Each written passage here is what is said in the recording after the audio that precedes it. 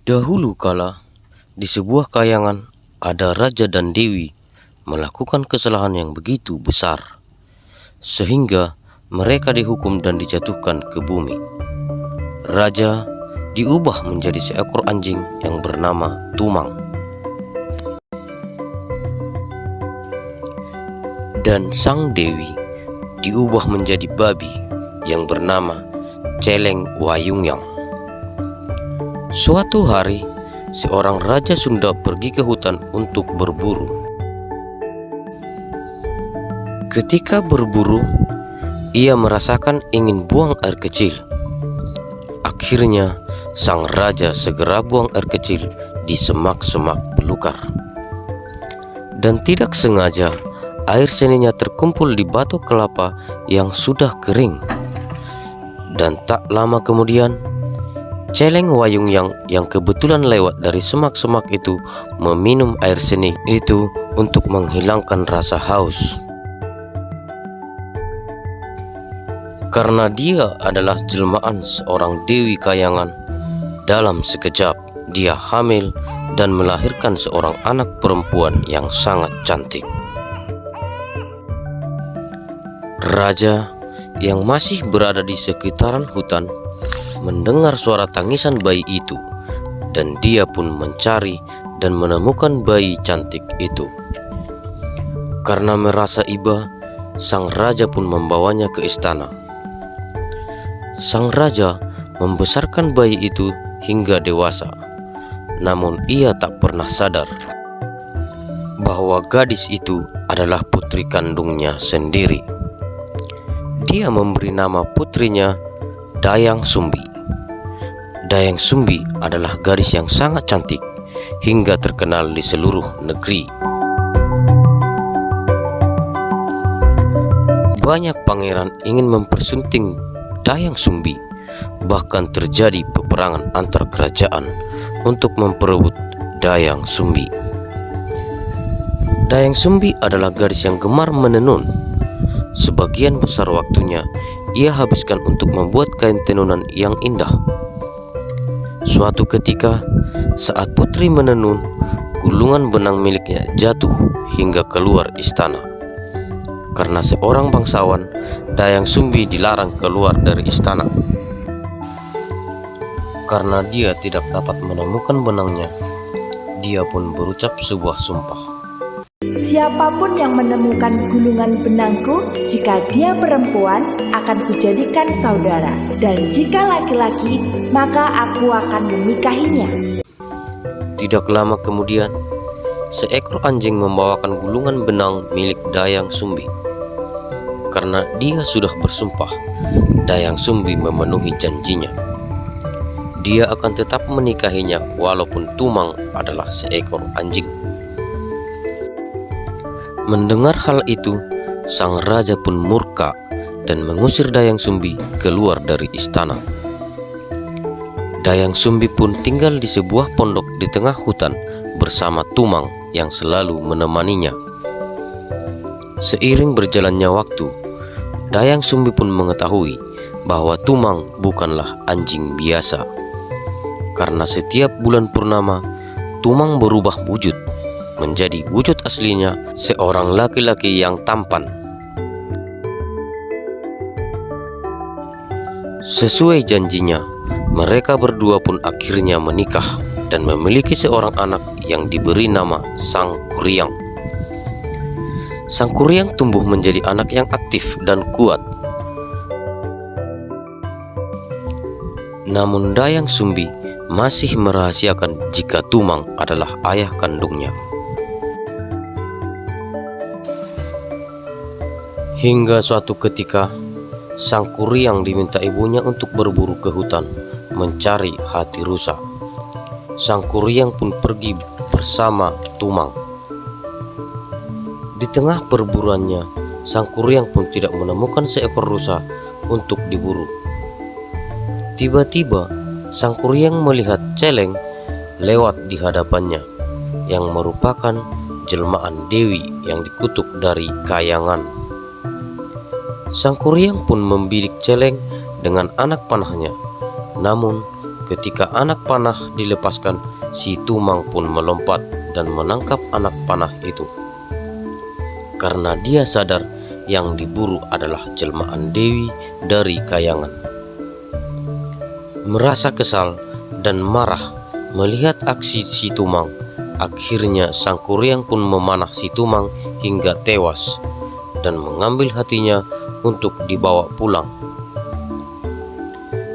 Dia merasa tidak bersalah telah membunuh si Tumang yang selama ini setia menemani mereka. Sesampai di rumah, Sang Kuryang pun menyerahkan hati si Tumang kepada ibunya. Namun ibunya tidak tahu bahwa hati yang dibawanya adalah hati si Tumang.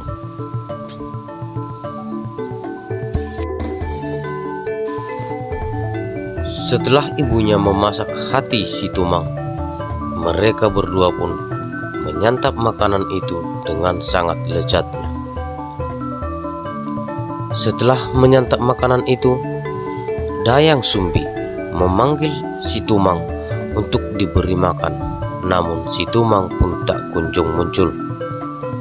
Akhirnya, karena merasa bersalah, Sang Kuryang pun mengakui bahwa hati yang mereka makan adalah hati si Tumang. Sontak saja, ibunya sangat marah. Pergi kau, anak tak tahu diri. Begini caramu membalas kebaikan si Tumang yang telah menjagamu sejak kecil. Tega-teganya kamu membunuhnya dan mengambil hatinya. Dengan tidak sadar, ibunya memukul kepala Sang Kuryang hingga meninggalkan bekas di keningnya. Karena takut dengan kemarahan ibunya, Sang Kuryang pun pergi meninggalkan ibunya dan masuk ke dalam hutan. Di dalam hutan, Sang Kuryang pun terjatuh ke jurang dan mengakibatkan Sang Kuryang lupa ingatan. Dayang Sumbi selalu berdoa supaya suatu saat nanti mereka dipertemukan kembali. Dan Sang Dewa mengabulkan permintaan Dayang Sumbi dengan memberikan kecantikan yang abadi. Sang Kuryang ditemukan oleh seorang petapa yang sakti yang ahli dalam bela diri. Sejak saat itu, Sang Kuryang dilatih dan dididik untuk menjadi seorang lelaki yang kuat dan ahli dalam bela diri. Kini Sang Kuryang tumbuh menjadi lelaki yang tampan dan kuat, membuat banyak hati wanita jatuh cinta kepada Sang Kuryang. Suatu hari, Sang Kuryang dipertemukan kembali dengan ibunya. Sang Kuryang takjub dengan kecantikan Dayang Sumbi yang telah diabadikan oleh Sang Dewa.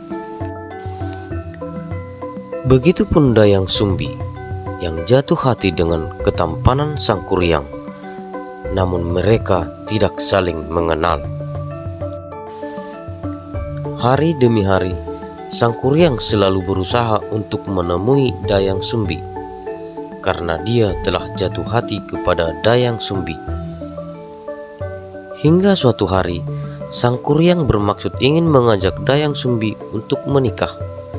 Dayang Sumbi pun hanya tersenyum dan pergi. Namun Sang Kuryang tidak putus asa untuk mendapatkan hati Dayang Sumbi.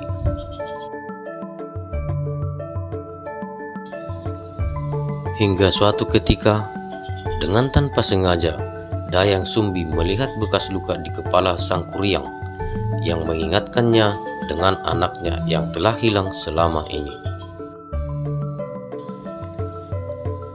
Dayang Sumbi pun menolak mentah-mentah ajakan Sang Kuryang untuk menikah, karena dia tahu bahwa lelaki yang selama ini didekatinya adalah anaknya sendiri. Namun Sang Kuryang tetap bersikukuh untuk menikahi Dayang Sumbi. Sebagai upaya untuk menggagalkan niat anaknya, Dayang Sumbi memberikan tantangan yang harus dipenuhi sebelum menikahi dirinya. Sang Kuryang harus memendung sungai Citarum agar menjadi sebuah telaga, serta membuat perahu yang besar dalam waktu 1 malam. Sang Kuryang pun menerima tantangan tersebut.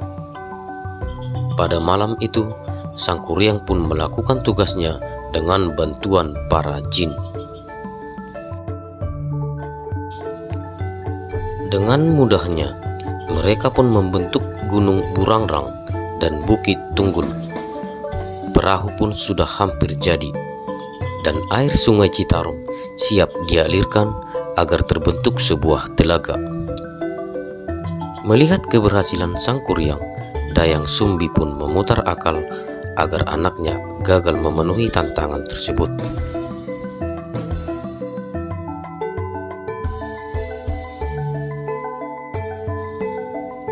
Dayang Sumbi pun membentangkan kain putih yang bercahaya, memukul alu ke lesung hingga membuat ayam jantan berkokok.